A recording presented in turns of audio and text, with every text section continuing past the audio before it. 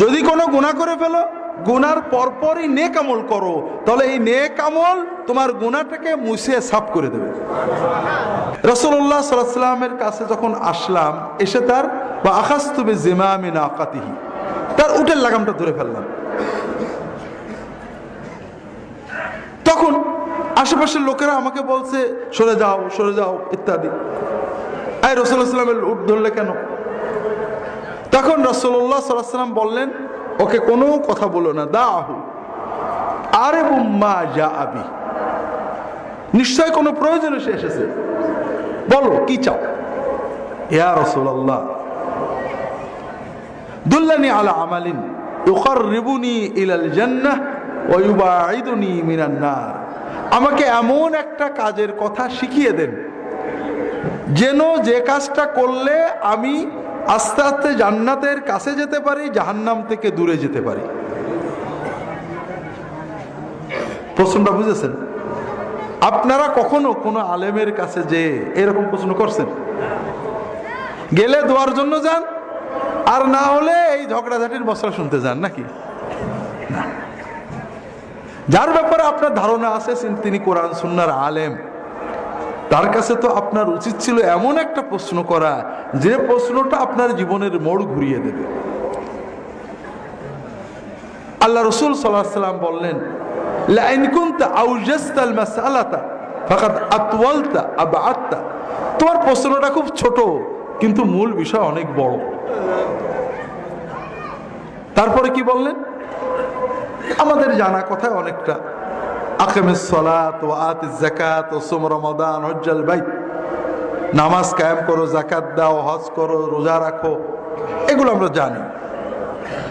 ওয়া আতিন নাসা বিমা তুহিব্বু আন ইয়াতুহু আও ইয়াতুকা বিহি ওয়া মা তাকরাহু আন ইয়াতিয়াকা আন-নাসু বিহি ফাদাউহু আনহু, তুমি মানুষের সাথে সেই আচরণ করো যে আচরণ তুমি পছন্দ করো যে মানুষ তোমার সাথে করুক, আর তোমার সাথে যে আচরণ তুমি পছন্দ করো না সেই আচরণ তুমি অন্যদের সাথে করো না। কথা কি বুঝতে পেরেছেন? কথা বোঝেননি? এই কথা, এই যে কথাটা, শেষ কথাটা, এটা কিন্তু শুধু কোনো সাধারণ ওসিয়ত না, জাহান্নাম থেকে দূরে সরে যেতে এবং জান্নাতের কাছে যেতে এই কথাটা লাগবে না? লাগবে না? তাহলে ইবাদতের পাশাপাশি আপনার মানুষের সাথে যে লেনদেন মুআমালা, এটা জান্নাতে যাওয়ার জন্য প্রি কন্ডিশন। কথা কি বুঝতে পেরেছেন? তো ভাইরা, এই রকম একটা হাদিস আল্লাহ রাসূল সাল্লাল্লাহু আলাইহি ওয়াসাল্লামের কাছে এসে একজন সাহাবী আবু যার গিফারি এবং অন্য হাদিসে মুআয ইবনে জাবাল রাদিয়াল্লাহু তাআলা আনহুম আজমাইন, তিনি বলছেন, ইয়া রাসূলুল্লাহ আউসিনি, ইয়া রাসূলুল্লাহ আমাকে কিছু উপদেশ দেন। রাসূলুল্লাহ সাল্লাল্লাহু আলাইহি ওয়াসাল্লাম তিনটে উপদেশ দিলেন। একটু আমরা আজকে প্রথম দিনে এই তিনটে উপদেশ মনে রাখার চেষ্টা করব। রাজি আছেন তো? শুনে চলে যাব নাকি? একটু জীবনে নাড়ানোর চেষ্টা করব। রাসূলুল্লাহ সাল্লাল্লাহু আলাইহি ওয়াসাল্লাম বললেন, ইত্তাকিল্লাহা হাইসুমা কুনতা, তুমি যেখানেই থাকো আল্লাহর তাকওয়া অবলম্বন করো।